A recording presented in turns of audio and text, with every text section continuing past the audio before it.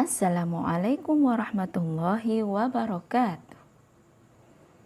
Kaifa halukum? Alhamdulillah ustadzah bi khair wa afiyah aidan. Alhamdulillah, puji syukur kehadirat Allah Subhanahu wa taala yang masih memberikan kesempatan dan kenikmatan kepada kita semua, baik nikmat iman maupun nikmat Islam. Baik anak-anak ustadzah, hari ini kita akan belajar dalam mata pelajaran fikih yang akan kita bahas tentang syarat-syarat dan waktu sholat. Syarat-syarat yang harus terpenuhi sebelum sholat dan wajib bagi orang yang sholat untuk memenuhi syarat-syarat itu. Apabila ada salah satu syarat yang ditinggalkan, maka sholatnya menjadi batal. Bagus. Adapun syarat-syarat itu adalah sebagai berikut. Adalah beragama Islam. Maka tidak sah sholat yang dilakukan oleh orang kafir dan tidak diterima oleh Allah Ta'ala. Begitu pula halnya semua amalan yang mereka lakukan. Allah Subhanahu wa Ta'ala berfirman, tidaklah pantas bagi orang-orang musyrik itu untuk memakmurkan masjid-masjid Allah, sedang mereka mengakui bahwa mereka sendiri kafir. Itulah orang-orang yang sia-sia pekerjaannya dan mereka kekal di dalam neraka. Surat At-Taubah ayat 17. Syarat-syarat sholat yang kedua adalah berakal sehat. Maka tidak wajib bagi orang yang gila atau orang yang hilang akal. Sebagaimana sabda Rasulullah Muhammad SAW, ada 3 golongan manusia yang telah diangkat pena darinya, tidak diberi beban syariat, yaitu orang-orang yang tidur sampai dia terjaga, anak kecil sampai dia balik, dan orang yang hilang akal sampai dia sembuh. Hadis riwayat Abu Daud. Syarat-syarat sholat yang ketiga adalah balik. Maka tidaklah wajib sholat itu bagi anak kecil sampai dia balik. Apa itu balik? Dewasa. Akan tetapi anak kecil hendaknya diperintahkan untuk melaksanakan sholat sejak berumur 7 tahun. Dan sholatnya itu sunnah. Sebagaimana sabda Rasulullah Muhammad SAW, melaksanakan sholat apabila telah berumur 7 tahun dan apabila dia telah berumur 10 tahun. Maka pukullah dia kalau tidak melaksanakan sholat. Hadis riwayat Abu Daud. Berikutnya adalah suci dari hadas kecil dan hadas besar. Hadas kecil contohnya adalah kentut, keluar air kencing, atau buang air besar, hilang akal atau gila, menyentuh kemaluan, tidur, dan lain sebagainya. Contohnya hadas besar adalah terjadi pada orang dewasa, yaitu dalam keadaan haid. Untuk mensucikannya, maka wajib melakukan mandi. Rasulullah SAW bersabda, Allah tidak akan menerima sholat yang tanpa disertai bersuci. Hadis riwayat Muslim.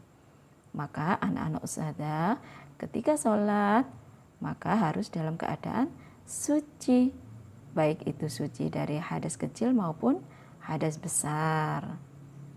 Selanjutnya adalah badan, pakaian, dan tempatnya suci dari najis.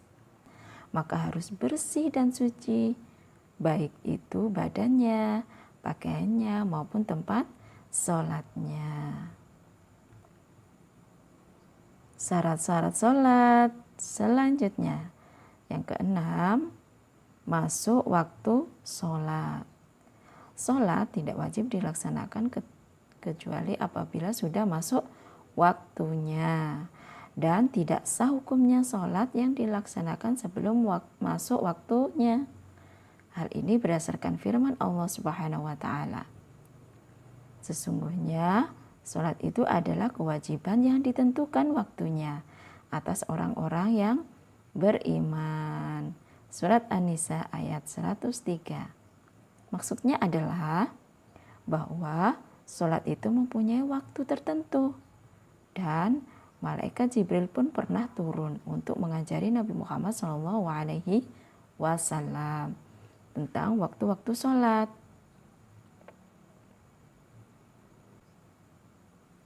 Menutup aurat. Hal ini berdasarkan firman Allah Subhanahu wa Ta'ala.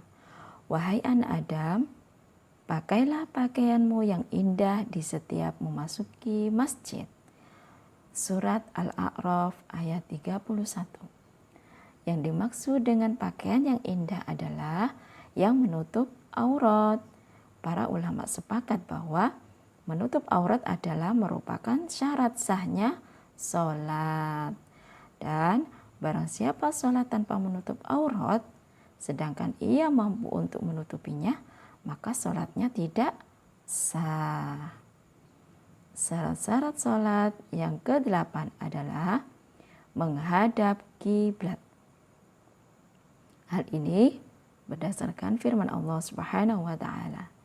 Sungguh kami sering melihat mukamu menengadah ke langit, maka sungguh kami akan memalingkanmu ke kiblat yang kamu sukai.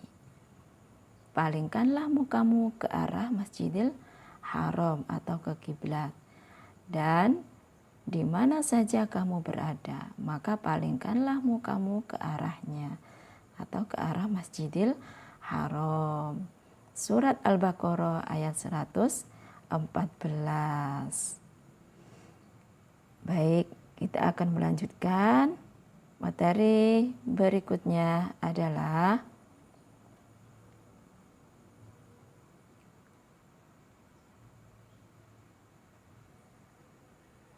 waktu-waktu sholat. Sholat wajib yang 5 waktu sehari semalam harus dilaksanakan sesuai dengan waktunya. Firman Allah Subhanahu wa Ta'ala, Innas sholata kanat 'alal mu'minina kitaban mawquta. Sesungguhnya sholat itu adalah fardu atau wajib yang ditentukan waktunya atas orang-orang yang beriman. Surat An-Nisa ayat 103. Berikut penjelasan waktu-waktu sholat berdasarkan sabda Rasulullah Muhammad SAW dalam hadis riwayat Imam Muslim sebagai berikut. Sholat subuh atau sholat fajar dimulai dari terbit fajar kedua atau fajar shodiq sampai terbitnya matahari. Fajar secara bahasa berarti cahaya putih. Nah, fajar kedua adalah fajar shodiq yang merupakan cahaya putih yang memanjang di arah ufuk. Cahaya ini akan terus-menerus menjadi lebih terang hingga terbitnya matahari. Jadi, sholat subuh dimulai sejak terbitnya fajar shodiq sampai sejak terbitnya matahari. Sholat duhur. Sholat duhur dimulai dari matahari sudah sedikit condong ke barat sampai bayangan benda sama panjangnya dengan benda aslinya. Secara bahasa zuhur berarti waktu zawal, yaitu waktu matahari sudah sedikit condong atau bergeser dari tengah-tengah langit menuju ke arah barat. Panjang bayang-bayang benda sama dengan tingginya. Sholat asar. Sholat asar dimulai setelah habis waktu duhur hingga matahari menguning. Asar secara bahasa diartikan sebagai waktu sore hingga matahari memerah, yaitu akhir dalam sehari. Jadi anak-anak, jika panjang bayangan suatu benda telah sama dengan tingginya dan sampai matahari menguning, itu termasuk sudah masuk waktu sholat asar. Berikutnya adalah sholat maghrib. Sholat maghrib dimulai dari terbenamnya matahari sampai terbenamnya mega merah. Secara bahasa, maghrib berarti waktu dan arah tempat tenggelamnya atau terbenamnya matahari. Kaum muslimin sepakat awal waktu sholat maghrib adalah ketika matahari telah tenggelam hingga matahari benar-benar tenggelam sempurna. Akhir waktu maghrib adalah telah hilang sinar merah atau mega merah ketika matahari tenggelam. Jadi, sholat maghrib adalah sholat yang dilaksanakan pada waktu terbenamnya atau tenggelamnya matahari. Yang terakhir adalah sholat isya. Sholat isya dimulai dari terbenamnya mega merah sampai tengah malam. Waktu sholat isya adalah jika telah hilang sinar merah di langit atau terbenamnya mega merah sampai di sepertiga yang pertama atau tengah malam. Baik anak-anak ustazah, dari kelima waktu tersebut, waktu yang paling utama dalam melaksanakan sholat fardu adalah di awal waktu. Sebagaimana Rasulullah SAW bersabda, perbuatan yang paling mulia adalah sholat pada awal waktunya. Hadis riwayat Bukhari Muslim. Alhamdulillahirrabbilalamin. Pembelajaran hari ini sudah selesai. Mudah-mudahan anak-anak ustazah senantiasa diberikan kemudahan dalam memahami materi tersebut. Jazakumullahu khairan kepada anak-anak ustazah yang telah menyimak video pada materi ini. Akhirul kalam, wassalamualaikum warahmatullahi wabarakatuh.